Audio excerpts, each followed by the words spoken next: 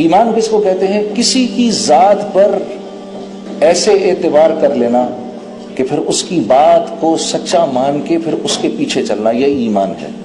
ہاں یہ بات ٹھیک۔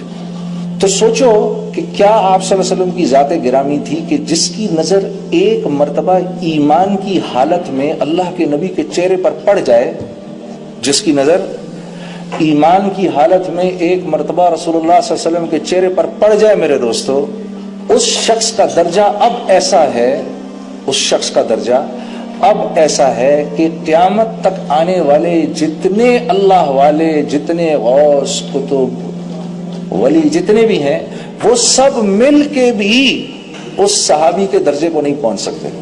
یہ میں آپ کے سامنے ان کی بات کر رہا ہوں، آپ سمجھے میں نے کیا کہا؟ کسی کی بات کو ایسے مان لینا، اس کی ذات کو سامنے رکھتے ہوئے اس کی بات کو ایسے مان لینا۔ تو میں کس کی بات ماننے کو آپ کو کہہ رہا ہوں؟ جن کے چہرے کو ایمان کی حالت میں اگر کوئی دیکھ لے تو اس کا درجہ اللہ پاک کے یہاں ایسا ہے کہ کائنات میں جتنے کتب، غوث اور ولی آئیں وہ اس کے درجے کی برابری نہیں کر سکتے۔ کسی نے حضرت حسن بصری سے پوچھا آپ افضل ہیں یا حضرت امیر معاویہ افضل ہیں؟ تو چیخ نکل گئی حضرت حسن بصری کی۔ آپ نے فرمایا اور تابعین میں رئیس التابعین کہتے ہیں ان کو۔ حضرت حسن بصری کو کیا کہتے ہیں؟ رئیس التابعین، تابعین میں سب سے بڑے تابعی تھے یہ۔ حضرت علی کرم اللہ وجہہ کی صحبت ملی ان کو، تو کیا فرماتے ہیں؟ فرماتے ہیں اگر سارا کا سارا جہان حسن بصری سے بھر جائے تو حضرت امیر معاویہ کا وہ گھوڑا جس پر آپ جہاد کے لیے نکلتے ہیں، اس کی نتنوں میں جو گرد لگی ہے، سارا کا سارا بھرا ہوا جہان حسن بصری سے بھی اس گرد کا بھی مقابلہ نہیں کر سکتا۔ یہ ہے وہ درجہ اس انسان کا جس نے ایمان کی حالت میں رسول اللہ صلی اللہ علیہ وسلم کے چہرہ مبارک کی زیارت کر لی۔ تو سوچو جب مبارک زمان سے جو بات نکلتی ہوگی، ذرا سوچو اللہ کے ہاں اس کی کتنی قیمت ہوگی، کتنی قیمت ہوگی اس کی اللہ کے ہاں۔ اور اگر میں اس بات کو ماننے والا بن جاؤں تو میں اللہ کے ہاں قیمتی ہو جاؤں گا کہ گھٹیا ہو جاؤں گا؟ کیا ہو جاؤں گا؟ قیمتی ہو جاؤں گا۔ اب میری دعا اللہ رد کریں گے؟ کبھی نہیں کریں گے کبھی۔ اب مجھے اللہ ایسی زندگی دیں گے دنیا کے اندر، اللہ اکبر، اب مجھے اللہ اس دنیا میں ایسی زندگی دیں گے میرے دوستو جس زندگی کی ہم میں سے ایک ایک تمنا رکھتا ہے۔ ہاں دیکھو نا، دیکھو میں آپ دلیل سے بات کر رہا ہوں، میں ایسے نہیں بات کر رہا آپ لوگوں سے۔ جب آپ حجۃ الوداع سے واپس ہوئے تو قرآن کی کون سی آیت اتری؟ الیوم اکملت لکم دینکم واتممت علیکم نعمتی ورضیت لکم الاسلام دینا۔ یہود آئے حضرت عمر رضی اللہ تعالیٰ عنہ کے پاس اور آ کر کہنے لگے یہ آیت اگر ہم پر اترتی، یہ جس دن اترتی اس دن ہم عید مناتے۔ ہاں کتنی بڑی بشارت ہے، ذرا سنو غور سے۔ الیوم اکملت لکم دینکم، میرے بندو، میرے نبی ان کو بتائیں آج ہم اپنا دین تم پر مکمل کر رہے ہیں۔ اپنا دین یعنی یہ دین اللہ کی طرف سے آیا ہے، رسول اللہ صلی اللہ علیہ وسلم کی طرف سے اس میں کچھ فارمولیشنز نہیں ہیں، بلکہ آپ کے بارے میں تو اللہ پاک فرما رہے ہیں میرا نبی تو وحی کے علاوہ کوئی بات ہی نہیں کرتا۔ تو دین اللہ کی طرف سے آیا اور اللہ پاک کیا فرما رہے ہیں؟ آج مکمل کر دیا میں نے۔ وَأَتْمَمْتُ عَلَيْكُمْ نِعْمَتِي، یہ ہے وہ زبردست بات جس کا میں آپ کے سامنے ذکر کرنا چاہتا ہوں۔ اور ان کو بتا دیں، یہ خوشخبری بھی دے دیں کہ میں نے اپنی جتنی بھی نعمتیں، نعمت کس کو کہتے ہیں؟ ہر وہ چیز جس کی میں اور آپ دل میں تمنا رکھتے ہیں۔ نعمت کس چیز کو کہتے ہیں؟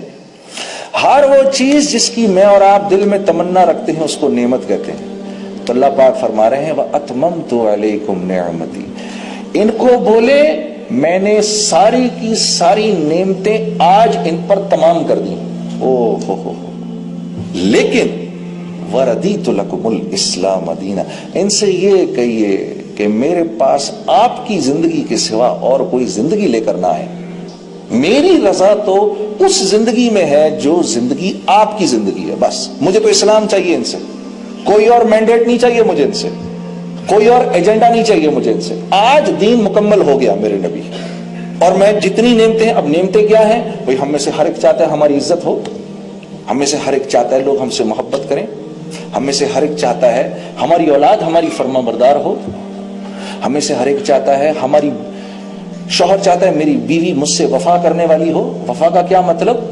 نیک ہو، نمازی ہو، روزے دار ہو، قرآن پڑھنے والی ہو، بچوں کی صحیح تربیت کرنے والی ہو، شوہر کے مال کو صحیح خرچ کرنے والی ہو، اپنی عصمت کی حفاظت کرنے والی ہو، یہ ہر مرد کی اندر کی خواہش ہے میرے دوستو، چاہے وہ مسلمان ہے یا غیر مسلم ہے. ہر عورت کی یہ خواہش ہے شوہر مجھ سے محبت کرنے والا ہو، مجھ سے پیار کرنے والا ہو، صرف مجھ سے پیار کرنے والا ہو. بہت بڑی نعمت ہے یہ ہر عورت کی خواہش ہے. بچے فرما بردار ہوں، معاشرے میں لوگ عزت کرتے ہوں، میرا تھوڑا مجھ کو پورا پڑتا ہو، میرے رزق میں برکت ہو، میری عمر میں برکت ہو، میں صحت مند ہوں، میری دعائیں قبول ہوں. یہ تمام نعمتیں ہیں. میں جس علاقے میں رہتا ہوں وہاں لوگ امن، چین، اطمینان اور سکون کے ساتھ زندگی گزاریں. ہمارا حاکم ہمارے بڑوں کی عزت کرنے والا ہو، ہمارے بچوں کی عزت کرنے والا ہو، ہمارے بچوں پر شفقت کرنے والا ہو. مسلمانوں کے جان مال جو ہیں وہ دوسرے مسلمانوں کے ہاتھوں سے محفوظ رہیں. اور جو رعایا ہے وہ اپنے حاکم کی بات کو منوعاً ماننے والی ہو. یہ وہ تمام نعمتیں ہیں جن کی ہم خواہش رکھتے ہیں. اللہ پاک فرما رہے ہیں میرے نبی ان سے کہیے اتنا ایمان ضرور بنا لیں کہ میرے حکموں پر چلیں، میں ان سے وعدہ کر رہا ہوں یہ تمام نعمتیں ان کو دے دوں گا. عدی بن حاتم آئے حضرت عمر رضی اللہ تعالیٰ عنہ کے پاس. امیر المومنین، اللہ کے نبی نے مجھ سے 3 باتیں کہی تھیں. پہلی بات، جب مجھے بٹھایا نا اپنے سامنے، اور یہ مدینے کیوں آئے؟ کیونکہ مسلمانوں کے ایک قافلے نے قبیلہ طے کے لوگوں کو پکڑا، ان میں ان کی بہن بھی تھیں. پکڑا، مال تو لے لیا. جب لوگوں کو چھوڑنے لگے، کیونکہ یہ لوگ لوٹ مار کرنے آئے تھے، مسلمانوں نے پکڑ لیا. جب چھوڑنے لگے تو پتہ چلا کہ بھائی حاتم تائی کے خاندان کی ایک عورت بھی ہے اس میں، عدی بن حاتم کی بہن ہے. تو مسلمانوں نے کہا کہ یا رسول اللہ اس کی وجہ سے کوئی بڑا ہم کو غنیمت ملنی چاہیے. آپ صلی اللہ علیہ وسلم فرمائے نہیں، اس کو چھوڑ دو.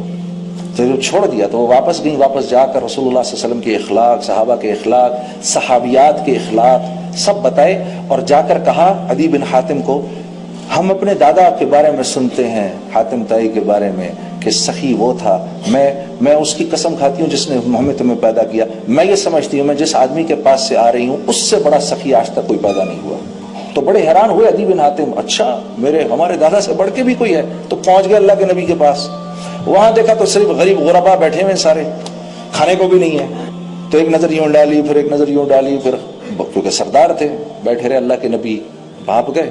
آپ نے فرمایا عدی وہ کیا وقت ہوگا جب میرے ماننے والے دمشق کے اوپر چڑھائی کریں گے اور مسلمانوں کا جو حرابل دستہ ہوگا اس میں مسلمانوں کا عالم تیرے ہاتھ میں ہوگا.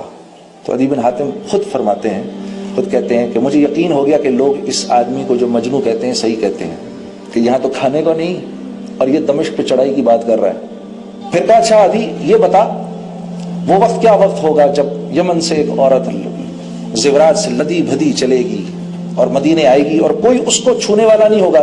تو کہتے ہیں میں چپ رہ بھی نہیں سکا، بے ساختہ میرے منہ سے نکل گیا. تو کیا قبیلہ طے کے سارے مرد مر چکے ہوں گے؟ کہتے ہیں میرے منہ سے نکل گیا بے ساختہ. کہتے ہیں ہم تو ڈاکو لٹیرے مشہور تھے. پھر فرمایا عدی وہ کیا وقت ہوگا کہ چوراہے پہ کھڑا ہو کر ایک مسلمان اعلان کرے گا بھائی کوئی زکات لینے والا ہے اور کوئی زکات لینے والا نہیں ہوگا. حضرت عمر رضی اللہ تعالیٰ عنہ کو یہ بات آ کر ان کا بازو پکڑ لیا اور آنکھوں سے آنسو ہچ گیا. میرے نبی نے جو پہلی بات کہی تھی وہ تو صحیح ہو گئی. دمشق اللہ کے فضل و کرم سے آج مسلمانوں کی تحویل میں ہے.